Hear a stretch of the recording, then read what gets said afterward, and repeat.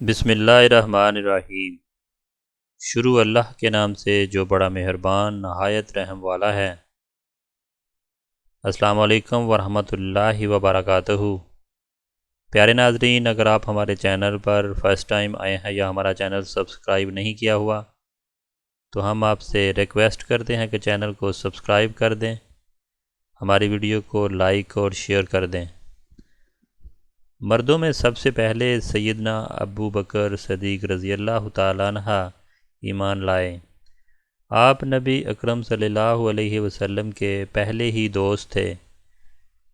حضور نبی کریم صلی اللہ علیہ وسلم اکثر ان کے گھر آتے اور ان سے باتیں کیا کرتے تھے۔ ایک دن حضرت حکیم بن حزام رضی اللہ تعالیٰ عنہ کے پاس بیٹھے تھے کہ ان کی ایک باندی وہاں آئی اور کہنے لگیں، آج آپ کی پھوپھی ختیجہ نے یہ دعویٰ کیا ہے کہ ان کے شوہر اللہ تعالیٰ کی طرف سے بھیجے ہوئے پیغمبر ہیں، جیسا کہ موسیٰ علیہ السلام تھے۔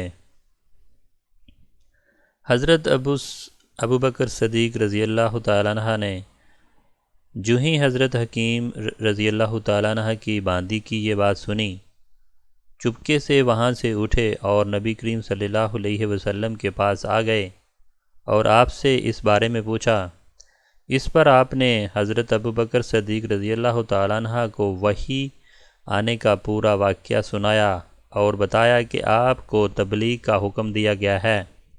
یہ سنتے ہی حضرت ابو بکر صدیق رضی اللہ تعالیٰ عنہ نے عرض کیا، میرے ماں باپ آپ پر قربان، آپ بالکل سچ کہتے ہیں، واقعی اللہ کے رسول ہیں۔ آپ کے اس طرح فوراً تصدیق کرنے کی بنا پر نبی کریم صلی اللہ علیہ وسلم آپ کو صدیق کا لقب عطا فرمایا۔ اس بارے میں دوسری روایات یہ ہیں کہ صدیق کا لقب آپ نے انہیں اس وقت دیا جب آپ معراج کے سفر سے واپس تشریف لائے تھے۔ مکہ کے مشرکین نے آپ کو جھٹلایا تھا۔ اس وقت حضرت ابو بکر صدیق رضی اللہ تعالیٰ عنہ نے اس واقعہ کو سنتے ہوئے فوری طور پر آپ کی تصدیق کی تھی اور آپ نے انہیں صدیق کا لقب عطا فرمایا تھا۔ غرض ابو بکر صدیق رضی اللہ تعالیٰ عنہ نے آپ کی نبوت کی تصدیق فوری طور پر کر دی۔ حضرت ابو بکر صدیق رضی اللہ تعالیٰ عنہ کا نام نبی اکرم صلی اللہ علیہ وسلم نے عبداللہ رکھا، اس لیے اس سے پہلے ان کو نام عبداللہ القعبہ تھا۔ اس لحاظ سے ابو بکر صدیق رضی اللہ تعالیٰ عنہ وہ پہلے آدمی ہیں جن کا نام نبی اکرم صلی اللہ علیہ وسلم نے تبدیل کیا۔ حضرت ابو بکر صدیق رضی اللہ تعالیٰ عنہ یوں بھی بہت خوبصورت تھے۔ اس مناسبت سے آپ صلی اللہ علیہ وسلم نے ان کا نام لقب عتیق رکھا تھا۔ عتیق کا مطلب خوبصورت، اس لیے مطلب آزاد بھی ہے۔ یہ لقب دینے کی ایک وجہ یہ بھی بیان کی جاتی ہے کہ ان کی طرف دیکھ کر فرمایا تھا، یہ جہنم کی آگ سے آزاد ہیں۔ غرض اسلام میں یہ پہلا لقب ہے جو کسی کو ملا۔ قریش میں حضرت ابو بکر صدیق رضی اللہ تعالیٰ عنہ کا مرتبہ بہت بلند تھا اور آپ بہت خوش اخلاق تھے۔ قریش کے سرداروں میں ایک تھا شریف اور وہی دولت مند تھے، روپیہ پیسہ بہت فراخ دلی سے خرچ کرتے تھے۔ ان کی قوم کے لیے لوگ انہیں بہت چاہتے تھے، لوگ ان کی مجلس میں بیٹھنا بہت پسند کرتے تھے۔ اپنے زمانے میں حضرت ابو بکر صدیق رضی اللہ تعالیٰ عنہ خواب کی تعبیر بتاتے اور بہت ماہر اور مشہور تھے۔ چنانچہ علامہ ابن سیرین رحمۃ اللہ تعالیٰ کہتے ہیں، نبی اکرم صلی اللہ علیہ وسلم کے بعد حضرت ابو بکر صدیق رضی اللہ تعالیٰ عنہ اسی امت سے سب سے بہترین تعبیر پانے والے عالم ہیں۔ علامہ ابن سیر رحمۃ اللہ علیہ خواب کی تعبیر بتاتے تھے، بہت ماہر تھے اور اس سلسلے میں ان کی کتابیں موجود ہیں۔ اس کتاب میں خوابوں کی حیرت انگیز تعبیر ہے، درج ہیں۔ ان کی بتائی ہوئی تعبیریں بالکل درست ثابت ہوتی رہیں۔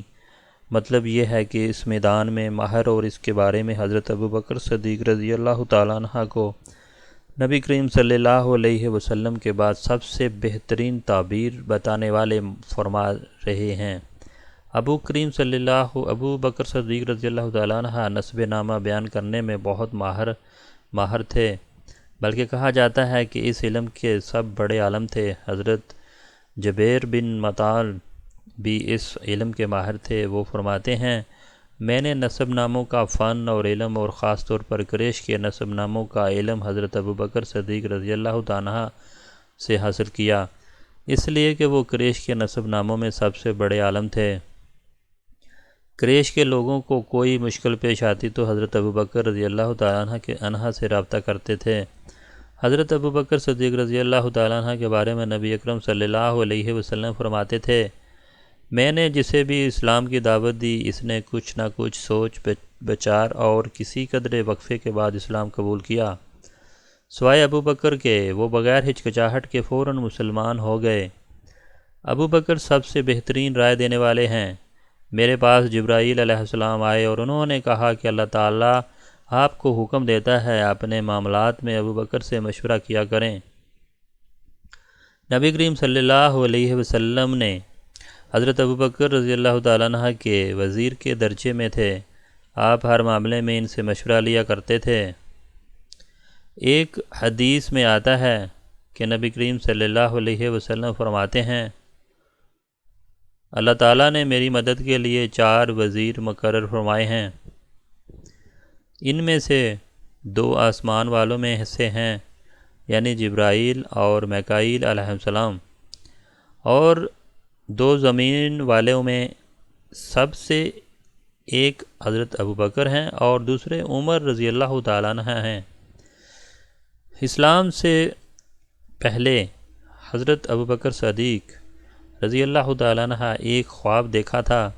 خواب میں آپ نے دیکھا کہ چاند میں اترا ہوا ہے اور اس کا ایک حصہ مکہ کے ہر گھر میں داخل ہو گیا ہے، اور پھر سارے کا سارا ابو بکر رضی اللہ تعالیٰ عنہ اللہ والوں کی گود میں آ گیا ہے۔ آپ نے یہ خواب ایک عیسائی عالم کو سنایا۔ اس نے خواب کی یہ تعبیر بیان کی کہ تم اپنے پیغمبر کی پیروی کرو گے جس کا دنیا انتظار کر رہی ہے اور جس کے ظہور کا وقت قریب آ گیا ہے، اور یہ پیروکاروں میں سب سے زیادہ خوش قسمت انسان ہوں گے۔ ایک روایات کے مطابق عالم نے کہا تھا، اگر تم اپنا خواب بیان کرنے میں سچے ہو تو بہت جلد تمہارے گاؤں میں ایک نبی ظاہر ہوں گے، تم اس نبی کی زندگی میں اس کے وزیر بنو گے اور ان کی وفات کے بعد ان کے خلیفہ ہوگے۔ کچھ عرصہ بعد ابو بکر صدیق رضی اللہ تعالیٰ عنہ کو یمن جانے کا اتفاق ہوا۔ یمن میں یہ ایک بوڑھے عالم کے گھر ٹھہرے۔ اس نے آسمانی کتابیں پڑھ رکھی تھیں۔ ابو بکر صدیق رضی اللہ تعالیٰ عنہ کو دیکھ کر اس نے کہا، میرا خیال ہے تم حرم کے رہنے والے ہو، اور میرا خیال ہے تم قریشی ہو اور تیمی خاندان سے ہو۔ ابو بکر صدیق رضی اللہ تعالیٰ عنہ نے جواب میں فرمایا، ہاں تم نے بالکل ٹھیک کہا۔ اب اس نے کہا، میں تم سے ایک بات اور کہتا ہوں، تم ذرا اپنا پیٹ پر سے کپڑا ہٹا کر دکھاؤ۔ تو حضرت ابو بکر صدیق رضی اللہ تعالیٰ عنہ اس بات کو سن کر حیران ہوئے اور بولے، ایسا میں اس وقت تک نہیں کروں گا جب تک کہ تم اس کی وجہ نہیں بتا دو گے۔ اس پر اس نے کہا، میں اپنے مضبوط علم کی بنیاد پر کہتا ہوں کہ حرم کے علاقے میں ایک نبی کا ظہور ہونے والا ہے، ان کی مدد کرنے والا ایک نوجوان ہوگا اور ایک پختہ عمر والا ہوگا۔ جہاں تک نوجوان کا تعلق ہے وہ مشکلات کو گود چانے والا ہوگا، جہاں تک پختہ عمر کے آدمی کا تعلق ہے وہ سفید رنگ کا کمزور جسم والا ہوگا، اس کے پیٹ پر ایک بال دار نشان ہوگا، حرم کا رہنے والا تیمی خاندان کا ہوگا۔ اور اب یہ ضروری نہیں کہ تم مجھے اپنا پیٹ دکھاؤ، کیونکہ باقی سب علامتیں تم میں موجود ہیں۔ اس بات پر حضرت ابو بکر صدیق نے اپنے پیٹ پر سے کپڑا ہٹا دیا وہاں ان کی ناف کے اوپر سیاہ اور سفید بالوں والا نشان موجود تھا۔ تب وہ پکار اٹھا، پروردگار کعبہ کی قسم، تم وہی ہو۔ تو ناظرین، اگر آپ کو ہماری ویڈیو اچھی لگی تو پلیز ہماری ویڈیو کو لائک کر دیں، شیئر کر دیں، چینل پہ نئے ہیں تو چینل کو سبسکرائب کر دیں۔